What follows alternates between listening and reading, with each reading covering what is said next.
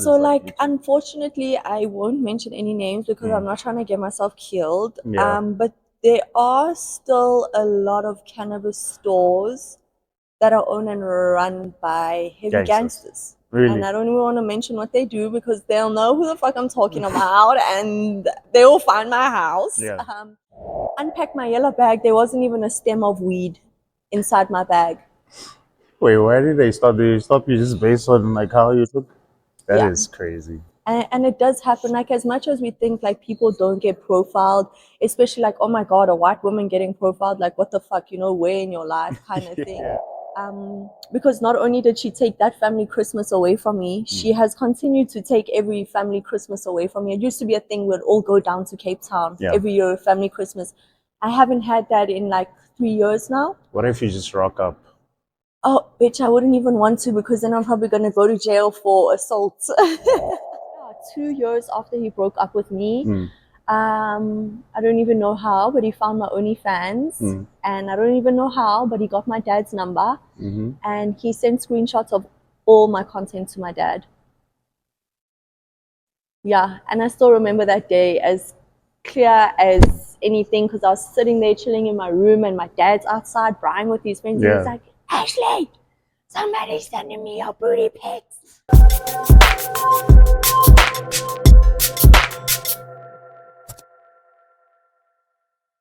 Welcome to another episode of Sounds Good Enough. Today I have Ashley or Stashley. Which one do you prefer? It's usually KingAsshley. KingAsshley. Okay. It's Ashley because I am actually also a personal trainer. Okay. And I focus on growing butts. Oh, yeah, okay. I'm trying to make the girls slim thick out here. Yeah. You don't have that on your profile though. Huh? So, funny story. You actually follow me on like my what do the kids call those? My Finsta page. Is that your Finsta? That's my Finsta page. Oh, okay. Yeah, so I opened Makes sense, Stashley because I can't really associate my 420 life with my main account because my main accounts I work with a lot of brands. Oh, okay. So brands, it's still like a very gray area for them. So I opened my Stashley page because I do get sent like kush. I get sent beautiful pipes from overseas. So I needed a place where I can still push that. Yeah. Okay. No, makes sense. Because I thought like that's like mainly what you do. Like you in the like 420 space. I mean, I do. I do so many things, and being in the 420 space is definitely like one of the many things that I do. Okay. So do you only smoke it or do you like sell it or do you So I smoke it. I have my own edibles company. It's called Trippy Treats. Okay. Yeah, so we bake. I'm not so much into the selling. I'm too cute for that. Also, when the cops see but me, I don't mean like selling in some corner. No. That's not what I mean. I mean like a legitimate standing business way. Because there's a like here, right where I stay, there's a place as well. Like it's it's set up to like a restaurant, but they only sell like CBD stuff. Okay, what's it called? 420 Soul. Okay, 420 Soul. Right. Interesting. Okay, I must go check them out. So check it out. Yeah, along with like the cannabis industry, I guess, is I host events and I run campaigns for weed stores. Okay. And like most of my campaigns that I run at the weed stores and everything, it's more to create like a safe space for females within the cannabis industry because it is unfortunately still like a very male dominant and gangster run industry. So like for me as a cannabis girly, I need to let my girlies know where they can either pull up alone to a smoke shop and feel safe and have fun, or where they can pull up with their girls and not get harassed, not feel unsafe, not be taken for a boost. So yeah. Definitely not be taken for boost. Yeah, but like I feel like it's wide. Like now it's widely accepted with like the 420s and there's also a place here in Rivonia called Greenery. I don't know if you know. Yes, I actually work with them. Do you? Yeah. Okay. Yeah. So you have places like that as well. You have a lot of places now that are just popping up and it's like more accepted. It's no longer, I get what you say, but it's no longer like gangster, like where you have to sell it in some corner. Now so like unfortunately I won't mention any names because I'm not trying to get myself killed. But there are still a lot of cannabis stores that are owned and run by heavy gangsters. Really? And I don't even want to mention what they do because they'll know who the fuck I'm talking about and they will find my house. Yeah. So yeah, there are like a couple weed stores that I won't work with. Yeah. Because I'm like, I've been there and I mean, I look like a scary female, you know, not a lot of people are going to come up and talk to me or push me around, you know. So if I go to a weed store and I feel like, oh man, the vibes are a bit off here, how can I expect like a girly girl that's maybe a little bit self-conscious or shy to go there and feel safe, you know? So I do have my standards. I don't work with everyone. Because and also like the other thing, like as much as there are a lot of weed stores popping up, the legalities, it's still like very blurred lines, very, very blurred lines. Like I know last year, my friend flew me out to Durban and I missed my flight going to Durban because they stopped and searched my bags. And they asked me, do you have anything in here? And I was like, no. And they're like, oh, wait, we're going to search your flight. I'm like, you can hear them calling my name. Like, I'm going to miss my flight. And then they were like, oh, no, you definitely have something in your bag. Unpacked my yellow bag. There wasn't even a stem of weed inside my bag. Wait, why did they stop? Did they stop you just based on like how you look? That is crazy. And it does happen. Like as much as we think like people don't get profiled, especially like, oh my God, a white woman getting profiled, like what the fuck, you know, where in your life kind of thing. But unfortunately it does happen. I think Becky Tlele also has a lot to do with that after you went around and said people with tattoos are gangsters, you know? So yeah, that unfortunately still happens. Okay. Let's actually talk about your tattoos as well. Like, why did you decide to get like tattoos? So I never actually decided. When I got my first tattoo at the age of 17, my dad had just ripped up our whole life in Joburg and relocated us to Durban. And I was like, fine, if you're going to do that, then I have to get a tattoo. And he was like, sharp, bro, if you want a tattoo, 5-page essay, what it means to you, what it's going to mean to you, and everything like that. And I think that kind of stuck until I turned 18. And I was like, damn, I don't need your permission at the tattoo style now, Mao. And then I just started with like 1 or 2, like still very hidden ones because I was obviously still scared, you know, I was still living at home.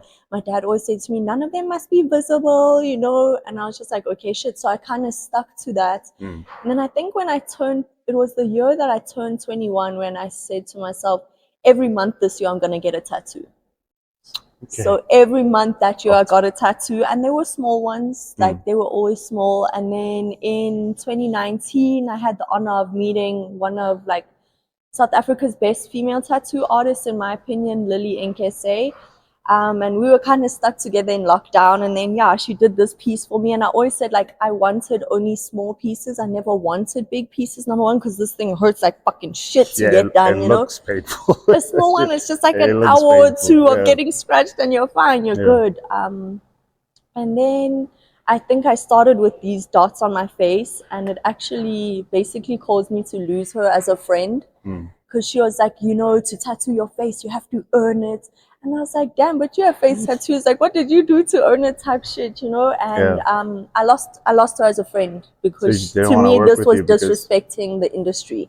Tattooing my face, So then that happened. And then I think I started seeing that, oh shit, like my dad isn't losing his mind too much about all of this, you know? Like he's actually really chilled. He hasn't kicked me out the house, you know, nothing like that. And then I spoke to him because an ex-friend of mine convinced me to shave my hair. And she did it for months. I think for like 2 months, she tried to convince me. And I was like, girl, that's fucking scary. Like, what the fuck do you mean I must be out here with a bald head, you know? And then I booked a tattoo. It was this one. What does it say? Serenity. Serenity. Okay. And we shaved my hair in the tattoo shop. Because I was like, I'm not shaving my hair if I don't get a tattoo. And the only reason I have to shave my hair is to tattoo my head, you know? And I remember when I came home that day with my shaved head, and then my dad was kind of just like... The next morning I woke up, he's like, yo, I thought this wasn't real. But it fucking is. My daughter's really bald, you know? And that same, I think I shaved my hair in like the month of November. Obviously, December holidays coming up, you know. My Constantia aunts found out that I'd shaved my hair and I got uninvited to family Christmas. So yeah, I don't think even Sure. as a kid, I never saw myself looking like this when I Yeah. got bigger. And I think even now, like people are like, oh, you know, how tatted are you gonna be? I'm like, I don't know, because I'm really just going with the flow. It's like that. I'm not putting pressure on anything. I Yeah. don't have an image in my mind of what I want to look like or what I should look like, because all my tattoos still have meaning. So yeah, I'm not just gonna go and throw something on, you know, to cover up space or to look cooler or whatever it is that people think. Okay. So you said some of your family kind of rejected you for having. Is it something that's still going on, or like? Yeah, Sure. till this day. And Yeah. I Have made you a tried to speak with them? oh fuck no, I will at them in every single time I get a chance to chat about it. And it's actually so funny because I made a TikTok and it actually kind of trended. I think it got like 50,000 views on TikTok. Okay. And it was basically just me ranting about my aunt. Because not only did she take that family Christmas away from me, she has continued to take every family Christmas away from me. It used to be a thing we'd all go down to Cape Town Yeah. every year, family Christmas. I haven't had that in like 3 years now. What if you just rock up? Oh, bitch, I wouldn't even want to, because then I'm probably going to go to jail for assault.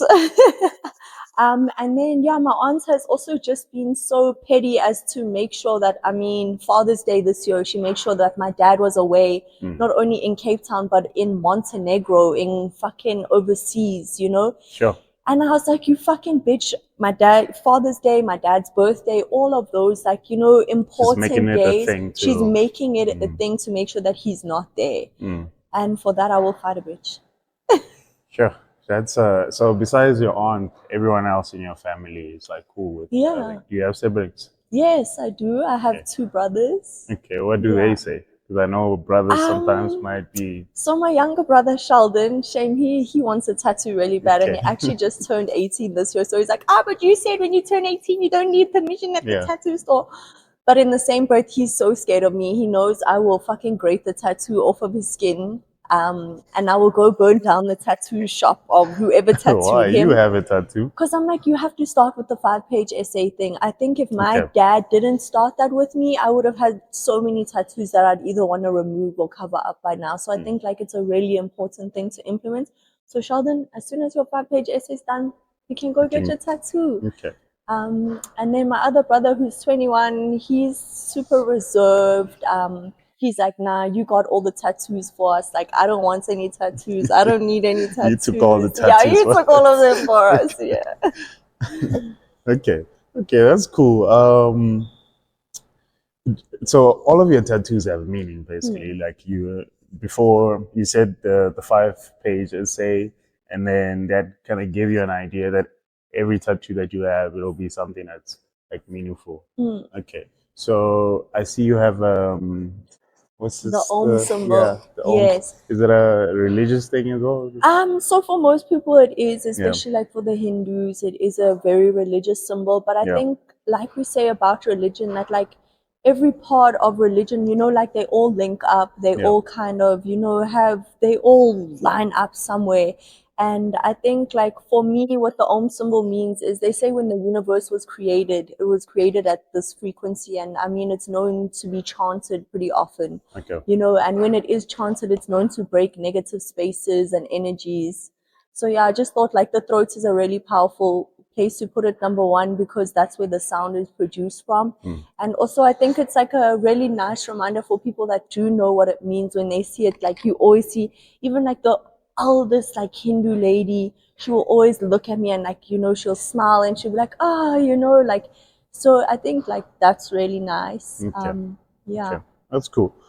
Anyways, you're going to homecoming after this? Yes. Yeah. How would you describe your style right now, or like? I mean, I'm going home in to general? change because I packed my bag like an idiot when I left to go shower, because no water and electricity, you know.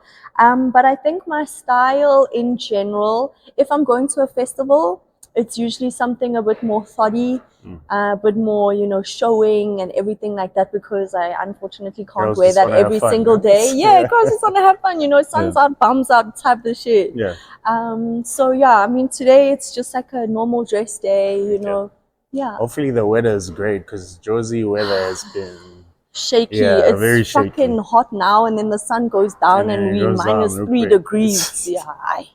Yeah, I saw there's a friend of mine who went to the Roken Daisies. The weather there was like 36 degrees. I'm like, oh, I need just one day where it's like that hot, you know, like Yeah, a but nice also hot it must be a summer. nice spring. hot day somewhere when I don't have anything to do and I can just lay Yes. by the pool, cry with my Yeah, it's like a friends, nice you know? Saturday. Yeah. Yeah. Yeah, we haven't had that in No, such we a long haven't. time. Hopefully today is some sun. I mean, here Yeah. you are working.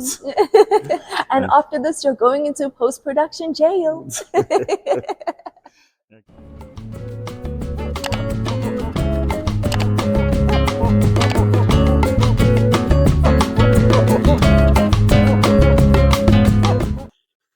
So you're gonna play a young game, a Okay. small little game. It's called Would You Rather. Okay. Or Would You Rather questions. The first question is: would you rather live forever with one eye patch, or always have something stuck in your teeth forever? And can that something be taken out? Mm-mm. The eye Damn, patch folks. can't be taken out. And the eye patch can't be. It has to be on your favorite eye, like whatever. I would rather take an eye patch because at least people will know eye shame, something wrong with her eye. Otherwise, I'm gonna have people telling me the whole day, "Hey, you have something here on your teeth. You have something here on your You teeth." can see properly with that one eye, but you have to just close Nah, it I'm up taking the eye with patch. the eye patch. Yeah, taking the eye patch. Okay. The second question is: everyone sees your search history, so they can go and look it up. You type your name and or hear all the conversations you ever had with your bestie. Damn, take my search history, B. Take that search history. I don't give a fuck. Y'all cannot hear those conversations. Are they that bad? Yeah. Yeah. But I get it. Me and my friends have this group chat, and we always say that if these chats were to link, we are going would be cancelled. Would be cancelled. We're going to jail, and it's just for fun, you know. It's you like know, nothing it's just crazy. banter. Okay, luckily for me, like one of my best friends is I call her my sister, but we're not actually related. Her mom just dated my dad. Okay. They started dating when we were 2 years old, and then they had our one brother. And they've been broken up for years, but I mean, her and I are still in contact. Our birthdays are 10 days apart, and she lives in America. Okay. So luckily, a lot of our conversations happen over video call, so there's no receipts to be leaked. Hey, you never know. Maybe they're recording us. Yeah, you never know. You never know. The last question is: every time you get high, you burp soap. Okay. Or your face turns red. I mean, I'm gonna take the burping soap already because like most people that know me know that I can burp a solid 10 out of 10. Okay. So I think with some bubbles on top of that, people would look at me. Make magic. Yes, exactly. You know, maybe my girlfriend would be like, okay, it's fine. You can burp in public now, you know? Yeah. Okay. So when I was going through your Finsta, I saw that you have a OnlyFans. Yes. Right? And I was actually having a conversation with a friend of mine a couple of weeks ago. He said OnlyFans doesn't make as much money as compared to like someone who's already famous. Like if like a Cardi B were to start an OnlyFans. Okay, fair. That is a fair point. Yeah. You do need to have some kind of like traction on your social media. I'm gonna turn my daughter on for your friend right now. Okay. We're gonna go into my OnlyFans. Okay. And I'm going to start off with firstly the last time that I posted on OnlyFans, because I go through waves where sometimes I'm feeling confident and I can post that stuff and I have the energy to interact with men and unsolicited dick pics. But then there also comes time where I'm like, I don't have the energy, I don't have the time, and I don't have the patience, because otherwise I'm going to go on there and I'm going to swear all the bras sending me unsolicited dick pics. And I'm like, but damn, they're paying to be here, you know? Sorry. Last time I posted was July 7th. Okay. 7th of July. And in that time, I've made about 15K without posting, without interacting. I'm looking at it now. Yeah. And in total, in general, I have made this year alone, I have made $12,000, $12,942. And I Times think, 18. yeah, let's go here and see. What was it? 12,942. 12,942. Yeah, that's about 200K. Sure. So I may not be a Cardi B or Okay. a Bad Barbie type Yeah. of thing, but there's still money in But it, did you and I'll hop take it. onto OnlyFans when it was still Yeah, starting I've been off? there for Or 4 years. Started okay. in COVID Okay. as a I need money kind of thing. Yeah. You know, I wasn't working half as many jobs as I was in COVID. I was Mm. really only a personal trainer. The gyms had been closed. I was still navigating moving the training to online. So yeah, I needed money, and I started on OnlyFans. Okay. All right. No, but that I think also that kind of just proves the point that we're saying that if you start it now, it is quite difficult to, because you already built the Yeah. crowd, because it was still popular. Everyone was And still I trying to. also think, like, even though when I started it, I had hair and I didn't even have a quarter as many of the tattoos as I do now. Yeah. I have now become a niche market. I am a fetish. You know, people fetishize me. So, of course, when they see a bald-headed girl with tattoos, they're going to be like, "Damn, you know, let's go see what she has to offer," you know? So, yeah. Okay. And is that something that like everyone around you knows that you do? Like Yeah, OnlyFans? unfortunately. So, when I started, I only told my mom. Mm-hmm. And I think it was more just like out of respect for her Yeah. to Yeah. tell her. And she was like, well, damn, you don't live under my roof. I don't financially support you. She's like, I can't say that I'm happy, but you know, go off, girl. Do what you feel like you gotta do. And then I think like 3 years, no, 2 years after that, I had a crazy ass motherfucking ex-boyfriend who actually broke up with me. And the reason we broke up was because when I went on his phone, underneath his favorited folder, he just had screenshots of this girl's OnlyFans that he was subscribed to, all underneath his favorites. And I'm like, damn, Wow. not even Not one even one picture of of yours. me under your favorites. Like, Yeah. what the fuck, you know? And then we broke up, What and did he say when you asked him that? I'm insecure. Yeah, he told me I'm insecure. So I was like, okay, cool. And then he broke up with me. And then, yeah, 2 years after he broke up with me, I don't even know how, but he found my OnlyFans. And I don't even know how, but he got my dad's number. And he sent screenshots of all my content to my dad. Yeah, and I still remember that day as clear as anything, because I was sitting there chilling in my room and my dad's outside Brian with his friends. And he's like, Ashley, somebody's sending me your booty pics. Yo, I ran. He said it in front of everyone. I go there, I check, I'm like, oh my God, now it's pictures of me like this, you know, pictures of me like this. Your dad is in your puntagens. So fair enough to say, I deleted the pictures, I blocked the contact. I drove to the police station because it is something that can be charged in South Africa, revenge pornography. Unfortunately, then it was a lot more difficult. It wasn't as recognized. Driving there, I was just hoping, yo, can a truck hit me? Can I please just fucking something happen? Because now I need to go back home and face my dad.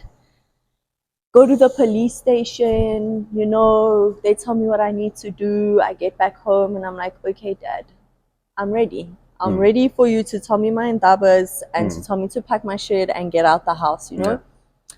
He was like, no, your uncle told me long ago about your OnlyFans and he told me to tell you to close it. And he said to my uncle that, you know, Ashley's going to do whatever the fuck she wants to do. So, like, you know, just let her do her fucking shit. And then it happened a second time. The same ex-boyfriend did the same thing, screenshotted my content, sent it to my dad. And then at that time, my dad was like, okay, Ashley, now I'm getting fucking irritated. You know, this is getting too much. He's like, either you do something or I'm going to do something. How did he get your dad's number?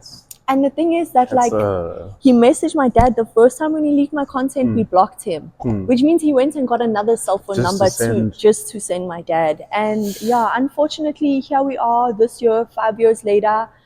He's come back to stalking me. Posting pangas and guns and shit like that. And unfortunately, I'm not protected by the police because to them, he hasn't done anything to make me feel unsafe. So stalking me on Instagram, opening up a brand new Instagram profile just to come stalk me, just to comment on my videos and my posts. and for you to post weapons to make you seem scary or whatever, like, yeah, the cops don't see it as anything worth taking action for. But he broke up with you, though. And this is what what are I we even want to talking say to him. about? You broke up with me, so why are you still so What are we obsessed? talking about? No, it's crazy. Yeah, It's it's so crazy. crazy. Yeah. Yeah. I get maybe if like you broke up with him and he was Yeah. so in love with you, But and you know, Manja, you chose, but you you made that chose, yeah. decision. You're like, hey, I guess maybe you didn't get whatever you wanted out Because there. like the first time he leaked my OnlyFans content, he left comments, like he sent me a huge like paragraph calling me a K words, fucking whore, telling me all that I'm good enough for is sticking my tongue out and getting fucked by big black men, and saying that yeah, he's gonna show my dad all this content to show my dad what a whore I am, to get it taken away and everything. All of this in a message. I had everything printed out. When I tell you, the cops, even when he said the K word, I thought that was gonna, you know, trigger something in them to actually help me. They weren't even fazed. And I was like, I'm more angry about the things that he's saying than you guys are as the South African police, you know? And it did cross my mind to send these screenshots and his address to the EFF, but I'm also like, yo, hey, once you go low, you go lower, you know, and I don't want to be that person. Now, yeah, but that's scary, man. Like just having someone doing all of this. It is, and you know what? Like the scariest part is I was at its personal picnic like maybe 3 weeks ago, and I was standing by the bar having so much fun with my friends. Ha ha ha! We're taking a selfie like this. As soon as I put my phone down, he's standing just there by that TV, standing there staring at us. You're lying. When I tell you, I literally broke down. Like I turned around and I said to my guy friends, I was like, you guys need to get me the fuck out of here right now. He's just standing there staring at me, lighting his joints. I asked for head of security. They're like, yeah, we have to wait for him to do something to you before we can remove him. And I'm like, wow.